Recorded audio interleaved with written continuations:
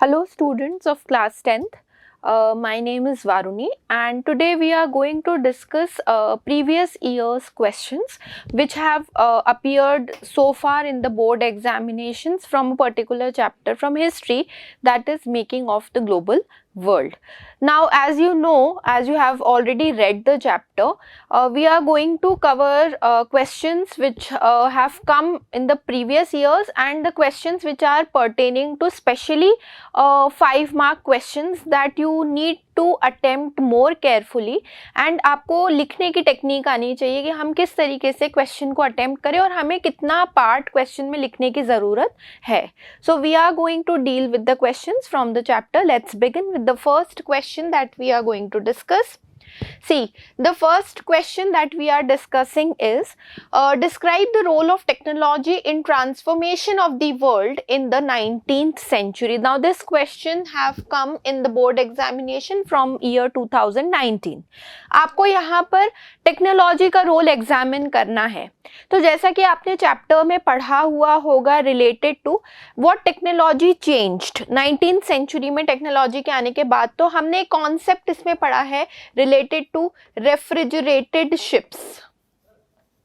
ठीक है, रेफ्रिजरेटेड जो शिप्स थे उनके आने के बाद हम क्या चेंजेस देख सकते हैं. हम यहाँ पर ट्रांसपोर्टेशन से रिलेटेड चेंजेस देख सकते थे. एंड ट्रांसपोर्टेशन किस चीज़ का? असेंशियल कमोडिटीज़ का transportation. Now the essential commodities particularly cater to food items, right. तो हम जैसे मीट की सप्लाई उस समय पर देख सकते थे कि काफ़ी लिमिटेड थी, काफ़ी कम जगहों पर उनका एक्सेस हो पाता था because the transportation was much costlier. Plus perishable item है, वो आइटम ऐसा है जो कि ओवर टाइम हम बहुत ज़्यादा स्टोर नहीं कर सकते. तो टेक्नोलॉजी का एक बहुत इम्पॉर्टेंट एस्पेक्ट हम यहाँ पर इस चैप्टर के अंदर पढ़ते हैं कि जैसे फूड आइटम्स में काफ़ी सारे चेंजेस आए, एक्सेसिबिलिटी काफ़ी सारी चीज़ों की बढ़ गई. Plus what we can see also is that another transportation was development. हम यहाँ पर देख सकते हैं स्टीम शिप्स का. ठीक है, ये जो एस्पेक्ट है, ये एस्पेक्ट आपको एक पॉजिटिव और प्रोग्रेस की तरफ साइन शो कर रहा है. And these all developments we are going to read in this chapter. Now let's see. Let's first clear this out so that it becomes easier for you to understand the answer. Okay, role of technology. See, the first point that is mentioned over here is railways, steamships, the telegraph service, and these are examples of important inventions जो कि उस time पर हम 19th century में देख सकते थे. इन्होंने 19th सेंचुरी वर्ल्ड को ट्रांसफॉर्म कर दिया in a much progressive manner, in a much positive manner. Technology advances were often the result of larger social, political and economic factors also. ये advances जितने भी हो रहे थे, ये advances आपके social, political और economic structures को भी alter कर रहे थे in a certain manner. Colonization stimulated new investment, right? जैसे जैसे टेक्नोलॉजी आती गई वैसे वैसे लोगों का या बिग एंटरप्रेन्योर्स का investment into technology also increased. ठीक है, फोर्थ आपके पास है improvement in transportation. As we have discussed, you can take the examples of ships over here. Larger ships help move food items more cheaply and to more larger areas were covered with the invention. Let's see. Now the second question. Describe the impact of rinderpest on people's livelihood and local economy in Africa in the 1890s. Now this question is from 2018. Rinderpest, as you have already studied, this was a disease which was spreading in the cattle. ठीक है, cattle में spread होने वाला एक disease था जो कि बहुत fast rate पर spread हो रहा था. Like any other human disease which goes on communicable from one person to another, this rinderpest started affecting the cattle population in Africa. अब जब rinderpest spread हुआ तो उस spread की वजह से impact क्या आया? The impact was on the economy. ठीक है, उसका डायरेक्ट इम्पैक्ट हम कहाँ पर देख सकते हैं, इकोनॉमिक स्ट्रक्चर पर देख सकते हैं. Why on the economic structure? Because this sorry, this kettle was consumed. Okay, so let's see. इसने 90% केटल की पॉपुलेशन को अफ्रीका में किल कर दिया था. ओके, जो लॉस था that obviously destroyed the livelihood. Why? Africa की पॉपुलेशन मोस्टली डिपेंडेंट थी इस जो हमारा जो ट्राइबल बेल्ट था, वो ट्राइबल बेल्ट एक्चुअली में केटल के ऊपर डिपेंडेंट था. ठीक है, तो उनका जो लाइवलीहुड था वो लाइवलीहुड बहुत हद तक डिस्ट्रॉय हुआ है. ठीक है, सॉरी. थर्ड है, planters, mine owners and the colonial government successfully monopolized what scarce kettle resources remained. ये वो टाइम था जब कॉलोनाइजेशन पीक पर था. ठीक है, तो कॉलोनियल गवर्नमेंट ने क्या किया, जितने भी स्कैर्स रिसोर्सेज बचे थे उन सबका पूरा फायदा उठाना शुरू किया. तो what this led to monopoly. Monopoly का मतलब होता है single control, none other competitor is available, right. So the planters, mine owners और जो कॉलोनियल गवर्नमेंट थे उन्होंने इस मौके का पूरा फायदा उठाया. एंड व्हाट दे डिड, उन्होंने स्कैर्स केटल रिसोर्सेज को जो भी बच रहे थे उनके ऊपर मोनोपोली कंट्रोल करना शुरू कर दिया था. Because the people were dependent upon livelihood के लिए वो केटल पर डिपेंडेंट थे.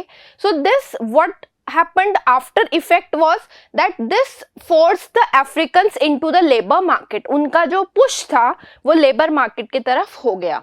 Control over the kettle resources enabled European colonizers to conquer and subdue Africa. जब आपने वहाँ की population का source of livelihood ही छीन लिया हो, अगर snatch away कर लिया हो, उस condition में क्या होगा कि आप बचे हुए सारे resources पर control कर सकते हो, including the human resource itself, right? So the control over the kettle resources enabled European colonizers to conquer and subdue Africa. Let's move to the next question. Question number 3. Explain the conditions that were viewed as obstacles. Obstacles का मतलब होता है रुकावट.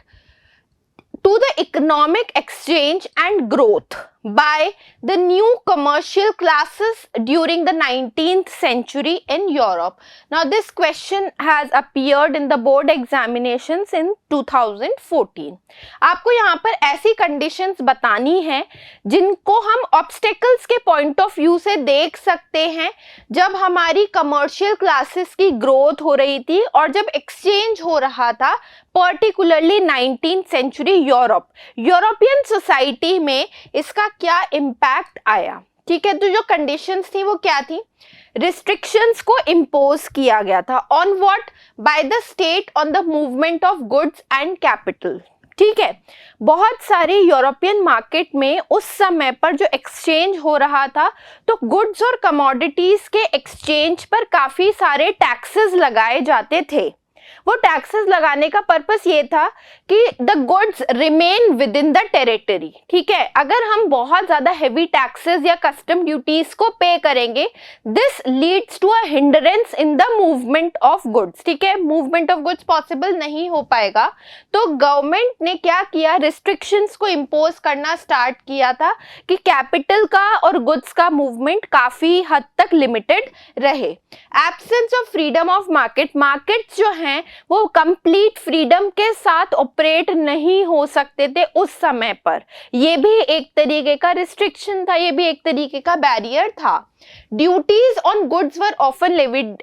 Duties का मतलब है यहाँ पर टैक्सेस को लेवी किया जाता था on the basis of weight of the measurement. ठीक है, वेट एक बहुत इंपॉर्टेंट क्राइटेरिया था बिकॉज हर रीजन का अपना एक ऑपरेशनल पर्टिकुलर स्टाइल था. बिजनेस, मार्केट और जो भी गुड्स कमोडिटीज से रिलेटेड टैरिफ, टैक्सेस, ड्यूटीज होती थी वो सब रीजन की डिफरेंट थी. तो तो उनका वे ऑफ ऑपरेशन अलग तरीके से होता था। तो रीजन का सबका अपना अपना वेट और मेजर का सिस्टम था। कैलकुलेशंस उस टाइम पर बहुत मुश्किल थी। एक्चुअली में आप इस चीज को, इस पॉइंट को रिलेट कर सकते हो अगर आपने फर्स्ट चैप्टर हिस्ट्री का पढ़ा हो, rise of nationalism in Europe. उस चैप्टर में आपको नेपोलियनिक कोड के बारे में बताया जाता है, ठीक है, सिविल कोड ऑफ 1804। वो जो सिविल कोड था, उस कोड में भी एक पॉइंट मेंशन्ड है that Napoleon introduced several reforms, out of which one of the reform was that he did away with all the customs and duties which were levied differently in different regions, and he consolidated it into one single unit. Right तो ये जो duties थी, ये जो taxes levy करे जाते थे अलग अलग रीजन्स में, जो वेट और मेजर स्टैंडर्डाइज किया गया वेट और मेजर के सिस्टम को, ताकि कैलकुलेशंस इजी हो सके। Okay, let's move to the next question. This question has appeared in 2016. The next question that we are discussing, question number 4. Food offers many examples of long distance cultural exchange. Support your answer with 3 example. हम जैसे बोलते हैं लोगों का जब movement होता है एक रीजन से दूसरे रीजन पर, जब लोग माइग्रेट करते हैं तो काफी सारी चीजें चेंज होती हैं, तभी तो हमारा वर्ल्ड एक ग्लोबल विलेज बना है। ठीक है ना। हम इस चैप्टर के अंदर क्या पढ़ रहे हैं, इस चैप्टर के अंदर हम इंटीग्रेशन पढ़ रहे हैं कि अलग अलग जगह से जब लोगों का मूवमेंट हुआ डिफरेंट प्लेसेस पर, तो वो अपने साथ क्या क्या ले गए। वो अपने साथ अपना कल्चर ले गए, वो अपने साथ अपनी फूड हैबिट्स ले गए, वो अपने साथ अपना रिलीजन ले गए। तो movement of people is not single handedly operational, rather it is dependent upon many things, out of which one thing is food. तो आपके पास कुछ चीजें ऐसी हैं जो कि अब हम बहुत आराम से, मतलब it is very common for us to consume, but if we know how did this food item travel such a long distance and reach us, then we come to know that food is offering you a very good example of long distance cultural exchange. Now see, we are going to study over here 3 examples. जो travellers और traders थे वो अपने साथ नई crops को लेकर आते थे जब वो नई जमीन पर पहुंचते थे, न्यू लैंड्स पर जब वो पहुंचते थे। ठीक है, तो जैसे नूडल्स जो हैं वो वेस्ट से ट्रैवल करे और China travelled west from China, China से जब वो वेस्ट की तरफ गए तो वो वहां पर क्या बन गए, स्पेगेटी बन गए। ठीक है, अरब ट्रेडर्स जो हैं दे टुक पास्ता टू सिसिली। अब हम अगर ओरिजिन देखें तो अब हमारे दिमाग में आता है that pasta is an Italian dish. So what we come to know that it is an Italian dish. It actually Arab traders took pasta. ठीक है, तो ओरिजिनल कहाँ हुआ, अरब ट्रेडर्स का ओरिजिन हुआ। ठीक है, similarly food were known to the Indians and Japanese people. इसी तरीके से इंडिया में और जापानीज लोगों में, इंडियंस में और जापानीज को भी काफी सारी नई नई इनोवेशंस के बारे में पता था। तो लॉन्ग डिस्टेंस कल्चरल एक्सचेंज और कॉन्टैक्ट प्री मॉडर्न वर्ल्ड में जब कनेक्टिविटी इतनी ज्यादा नहीं थी तब भी एग्जिस्ट करता था। पोटैटो, मेज, tomato, chillies etcetera were not known in India. ठीक है, इनका कोई हमारे पास कोई हिस्ट्री नहीं है that how did we come to know. These were introduced in Europe and Asia after the discovery of the Americas by Christopher Columbus. Christopher Columbus ने जब अमेरिका को डिस्कवर किया उसके बाद हमारे पास ये जो सारे आइटम्स हैं, ये आइटम्स इंट्रोड्यूस होने शुरू हुए into other countries. Let's move to the next question. How did smallpox, a disease which is again a communicable disease, prove as the most powerful weapon of the Spanish conquerors in the early modern phase? Explain. See, पुराने time पर हम यहाँ पर Spanish conquerors की बात करें, Spain ने किसको कॉन्कर किया था, अमेरिका को कॉन्कर किया था। Now in the pre modern world itself America was such an economy जिसको डिस्टर्ब करना बहुत मुश्किल था। ठीक है, तो वहां पे हम क्या चीज ऐसी ले जा सकते जिसके अगेंस्ट उनके पास रेजिस्टेंस ना हो, वो था डिजीज। ठीक है। तो डिजीज एक मीडियम, एक ऐसा माध्यम के रूप में यूज हुआ है जिससे कि हम कॉन्कर कर सकते हैं a larger country like America. So Spanish conquerors what they did, Spanish conquerors disease को लेकर आए थे अमेरिका में with the help of with which they wanted to conquer America. इसका आंसर हम देख लेते हैं। जो कॉलोनाइजेशन था वो मिड 16th सेंचुरी में हुआ है, ठीक है।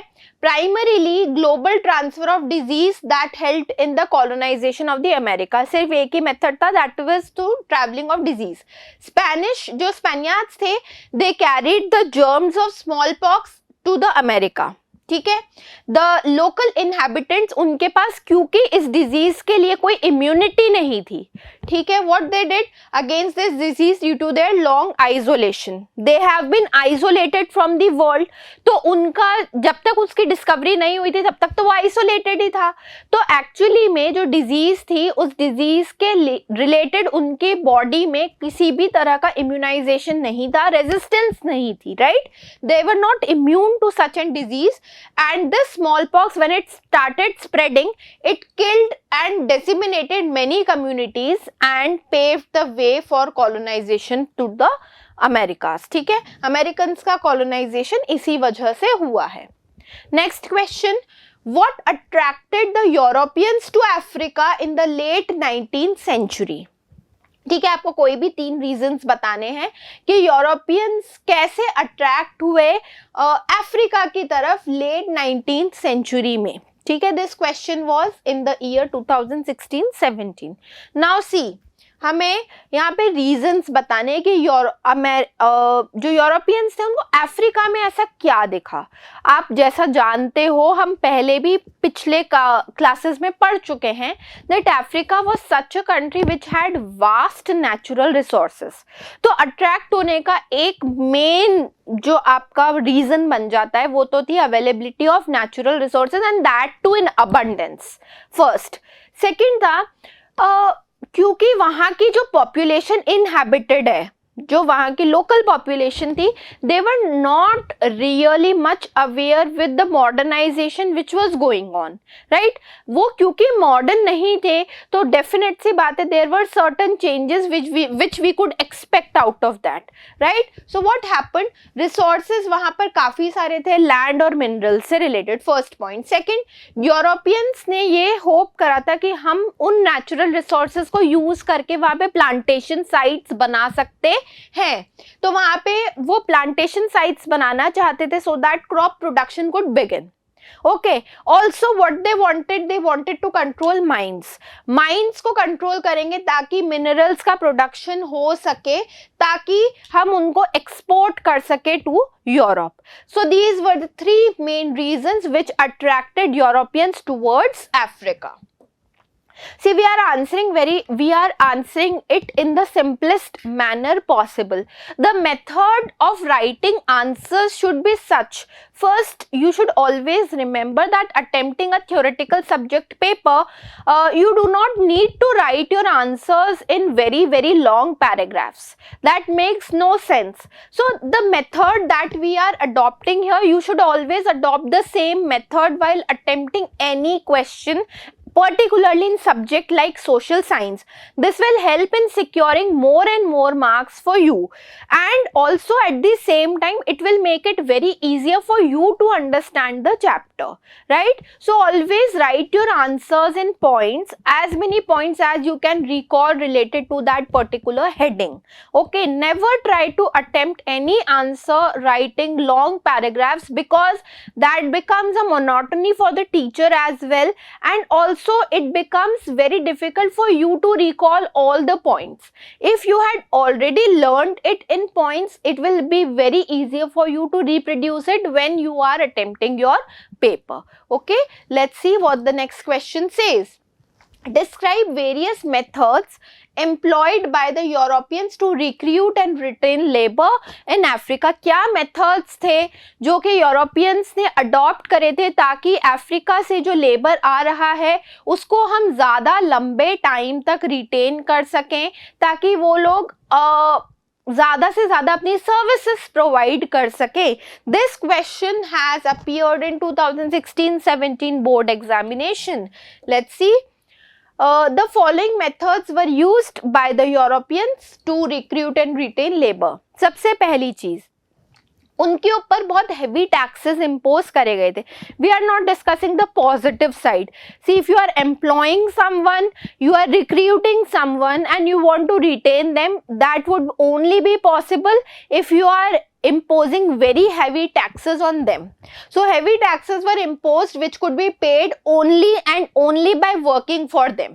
And how will you work in Africa, as we have discussed in the previous question? By a plantation and mines, by working on the plantation sites and mines. Second thing, very important, inheritance laws were changed. ठीक है, जो land के ऊपर inheritance right से, उन inheritance right को उन्होंने change कर दिया. क्या बोला? इनहेरिटेंस राइट के according only one person in a family could inherit that. What about others? Others will also try to secure a livelihood for them. Now what are the chances which are remaining? What they have to do? They were changed and they were displaced. This displaced the peasants from the land. Okay, only one member of the family was allowed to inherit the land. As a result, other family members were pushed into the labor market. ये तो obvious है. Third है, mine workers were also confined in compounds and not allowed to move about freely. The area of workspace was fixed and this workspace was not free. The movement of people was very much restricted to the areas in which they were working. They were not allowed to roam about freely to the places they want to travel. Okay, so move to the next question. Question number 8. You have to explain the effects of Great Depression, Great Economic Depression of 1929 on the Indian economy. हमारे Indian economy पर great economic depression का effect क्या आया? 1929 से 1932 का जो time frame है वो हम ग्रेट इकोनॉमिक डिप्रेशन से रेफर करते हैं. अब इस ग्रेट इकोनॉमिक डिप्रेशन के टाइम पर क्या हुआ था? इसको हम इकोनॉमिक डिप्रेशन बोलते ही इसलिए because it surged unemployment to an very high level. हम इस टाइम पर अनएम्प्लॉयमेंट का लेवल सर्जिंग हाई पर देख सकते थे. People were thrown out of jobs. Why? हमारी जो ग्लोबल इकोनॉमी थी वो डिपेंडेंट थी यूएसए के ऊपर, यूनाइटेड स्टेट्स ऑफ अमेरिका के ऊपर डिपेंडेंट थी. यूनाइटेड स्टेट्स ऑफ अमेरिका का एक्सचेंज मार्केट को हम बोलते हैं वॉल स्ट्रीट एक्सचेंज. जब वॉल स्ट्रीट एक्सचेंज क्रैश हुआ तो उसके क्रैश होने की वजह से हम एक ग्लोबल लेवल पर ये ड्राइव देख सकते थे कि डिप्रेशन जो है वो हर कंट्री को हिट करता जा रहा था. इंडिया के केस में, इंडिया के कॉन्टेक्स्ट में अगर हम बात करें तो ग्रेट इकोनॉमिक डिप्रेशन ने इंडिया के एग्रीकल्चरल सेक्टर को सबसे ज्यादा हिट किया था. ठीक है, ऐसा कहा जाता है उस टाइम पर लोगों के पास कुछ भी नहीं था. मतलब they had to sell whatever gold they had just to secure a livelihood, एक मिनिमम स्टैंडर्ड ऑफ लिविंग तक मेंटेन करने के लिए. तो हमारा जो एग्रीकल्चर वाला सेक्टर था that was the worst hit out of this great economic depression. Let's see. जो इफेक्ट्स थे वो सबसे पहला इफेक्ट था export and import decrease to half. ठीक है, 1928 टू 34 के बीच में. मतलब ग्रेट इकोनॉमिक डिप्रेशन ऑफिशियली लगभग 1932 के आसपास एंड हो गया था. बट द रिपरकशंस वर सच कि इकोनॉमीज को रिकवर करने के लिए और 2-3 साल का समय लगा है. Prices in India fell sharply. For example 1928 से 34 के बीच में जो वीट की प्राइजेस थी they fell down by 50%, much higher rate. The peasant suffer more than the urban people. जैसा मैंने अभी आपको बताया कि एग्रीकल्चरल सेक्टर वर्स्ट हिट था. In spite of the fall in the agricultural prices the government did not reduce the land revenue. ये negative aspect है कि इतना कुछ होने के बावजूद भी हम गवर्नमेंट की तरफ से कोई रिलैक्सेशन एक्सपेक्ट नहीं कर सकते थे. मतलब they had to pay taxes whatever they have to pay. Agricultural land के ऊपर किसी भी तरह का कोई रिलैक्सेशन नहीं आया था. इन जनरल जो पीपल्स की इनडेप्टनेसनेस थी वो इंक्रीज हुई. दिस मीन्स दैट इनडेप्टनेसनेस मीन्स जो हमने कर्जा लिया हुआ है वो कर्जे की रेट बढ़ती गई, यानी कि आप एक डेप्ट को पे करने के लिए अगेन यू टेक अनदर डेप्ट फॉर दैट, राइट. तो लोन को रीपे करने के लिए आपने वापस से लोन अवेल कर लिया, that will lead to indebtedness. They use their savings, mortgaged lands, mortgage करने का मतलब है गिरवी रख दिया, and sold their jewellery and precious metals to meet their expenses. ये उनकी जनरल कंडीशंस थी जो हम उस टाइम पर देख सकते थे. ठीक है,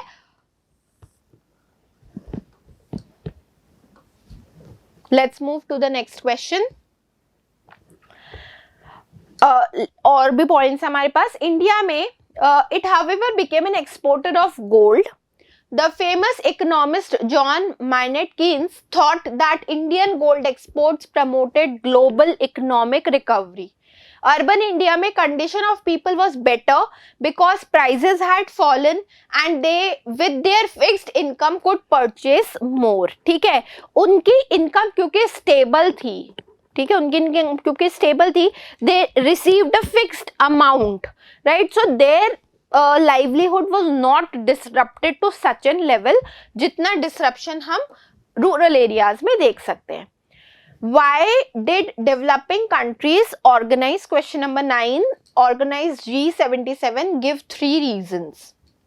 See, जो हमारे पास 2 lending agencies हैं वर्ल्ड की, they are IMF and world bank. ठीक है, तो जब ग्रेट इकोनॉमिक डिप्रेशन खत्म हुआ उसके कुछ समय के बाद हम क्या देखते हैं हमारी हिस्ट्री में, सेकेंड वर्ल्ड वॉर 1939 से 1945 के बीच में. Again the world war was fought between mainly European countries. Last में अमेरिका के इंटरवेंशन से हम वॉर को एंड होते हुए देख सकते हैं. जितनी इकोनॉमीज इसमें इन्वॉल्व थी, जो हमको लिस्ट पता है कंट्रीज की, ऐसा नहीं है कि सिर्फ वही कंट्रीज पार्टिसिपेंट थी. एज एन ब्रिटेन की तरफ से अगर इंडिया सोल्जर्स को सप्लाई कर रही है तो फिर उसका इम्पैक्ट वॉर का इंडिया पर भी आएगा. तो IMF और वर्ल्ड बैंक 2 ऐसी एजेंसीज थी फाइनेंशियल एड प्रोवाइड करने के लिए हमारी उन कंट्रीज को जिन्होंने बहुत लॉसेस सफर करे हैं ड्यूरिंग द वॉर. ठीक है, अब ये जो इकोनॉमीज, ये जो दोनों ऑर्गेनाइजेशन थी, इन ऑर्गेनाइजेशन को फाइनेंशियल एक्सपेंडिचर को मीट करने के लिए बनाया गया था, डिजाइन किया गया था, specially for the industrial countries. ठीक है, they were not equipped to cope with the challenges of poverty. Developing countries जिन्होंने इनडायरेक्टली वॉर में पार्टिसिपेट किया था उनको काफी नुकसान हुआ था. और obviously since the countries were colonise तो उस टाइम पर पॉवर्टी वाइड स्प्रेड थी. IMF और वर्ल्ड बैंक को जो चैलेंजेस पता थे उनमें ये अननोन चैलेंज था that we are going to face poverty as we hit it. ठीक है, तो पॉवर्टी एक अननोन चैलेंज था and they were not prepared that how we are going to cope with it. Former colonial powers still controlled and exploited the vital natural resources. After independence भी हम ये देखते हैं कि डेवलपिंग नेशंस के resources को developed nations ने continuously exploit किया है over a larger time frame. जो डेवलपिंग कंट्रीज थी उन्होंने फिर ये डिसाइड किया that we are going to form a group of G77. Basically आप ये बोल सकते हो कि G77 डेवलपिंग नेशंस के थ्रू फॉर्म किया हुआ ग्रुप था. वो काइंड ऑफ चैलेंज करना चाहते थे वर्ल्ड बैंक और IMF की फंक्शनिंग को. इन दोनों इंस्टीट्यूशंस को मिलाकर हम ब्रेटन वुड्स इंस्टीट्यूशंस भी बोलते हैं, formed in New Hampshire USA. तो इस ग्रुप को G77 बोला गया and they demanded a new international economic order to control over their natural resources, कि हमारे नेचुरल रिसोर्सेज पर डेवलपिंग कंट्रीज का ही हक रहेगा, ज़्यादा हमको डेवलपमेंट की असिस्टेंस की ज़रूरत है और आप ज़्यादा अफोर्डेबल प्राइजेस पर हमारी इकोनॉमी को डेवलप करने के लिए रॉ मटेरियल को अरेंज करवाया जाए. ठीक है, last question from this chapter, how Britain had a trade surplus in India over the 19th century? How did it play a crucial role in the late 19th century world economy? You have to explain this. See Britain ने जो trade surplus इकट्ठा किया था India के साथ trade करके 19th century में, that was because of the exports from India to Britain. ठीक है, जो एक्सपोर्ट होता था इंडिया से Britain, specially the raw material, और बाकी की जो कंट्रीज थी उन कंट्रीज में भी हम ये चीज एक्सपैंड होते हुए देख सकते थे. जो वैल्यू थी ब्रिटिश एक्सपोर्ट्स की to India, that was much higher than the value of British imports from India. तो ब्रिटेन का ट्रेड सरप्लस जो है वो यहीं से इकट्ठा होना शुरू हो गया था. जब आपके एक्सपोर्ट्स की वैल्यू ज़्यादा होती है इन कंपैरिजन टू इंपोर्ट, इसी कंडीशन को हम ट्रेड सरप्लस बोलते हैं. ठीक है, तो ये ट्रेड सरप्लस यहाँ से इकट्ठा हो गया था. इन्होंने अपने इस सरप्लस को कहाँ पर यूज़ किया है? अपने बैलेंसिंग के लिए यूज़ किया है, ताकि जहाँ पर भी डेफिसिट हो दूसरी कंट्रीज़ के साथ, जहाँ पर भी डेप्थ वाली कंडीशन आ रही हो, तो हम इस पैसे को वहाँ पर यूटिलाइज कर सकते हैं. इस तरीके से इंडिया ने ब्रिटेन की हेल्प करी है. अगर इंडिया कॉलोनी नहीं होता तो ब्रिटेन इस ट्रेड सरप्लस को मेंटेन नहीं कर पाते. तो ब्रिटेन की हेल्प इंडिया ने करी है ताकि ये सरप्लस मेंटेन रहे, and it has also played a very crucial role through the help of Britain in maintaining the world economy. Britain का जो ट्रेड सरप्लस था उसने सो कॉल्ड होम चार्जेस को भी पे करने में मदद करवाई है. That included private remittances home by British officials and traders, interest payment of India's external डेब्ट and pensions of the British officials in India. See यहाँ पर सब लोग, जितने लोग रूल करते थे कॉलोनी, जितने लोगों ने इंडिया को बनाया था, members were not equivalently powerful and rich. तो यहाँ से जो वेल्थ एक्यूमुलेट हुई थी, उन्होंने उन ब्रिटिशर्स को नया नया अमीर बनाया था. ठीक है, इसीलिए हम एक वर्ड पढ़ते that they were called as nawabs. ठीक है, या फिर they were not rich, but वो जो सर्वेंट्स थे उन सर्वेंट्स ने भी इतना पैसा इकट्ठा कर लिया था कि जब वो वापस जाते तो उनके पास खुद का अपना घर होता, खुद की अपनी लग्जरियस लाइफ होती, एंड उनको कभी भी उस सिचुएशन में रिटर्न बैक नहीं होना पड़ता जिस सिचुएशन में वो पहले थे. तो ब्रिटेन और इंडिया, एक्चुअली में इंडिया ने ब्रिटेन के ट्रेड सरप्लस को मेंटेन करने के लिए एक बहुत इंपॉर्टेंट कंट्रीब्यूशन दिया है. ठीक है, सो here we complete the 10 questions which have appeared so far in the board examination. Hope this video will be of help to you, and please do consider the points that we have discussed in between, that you have to always attempt question in points. Okay, so thank you so much students.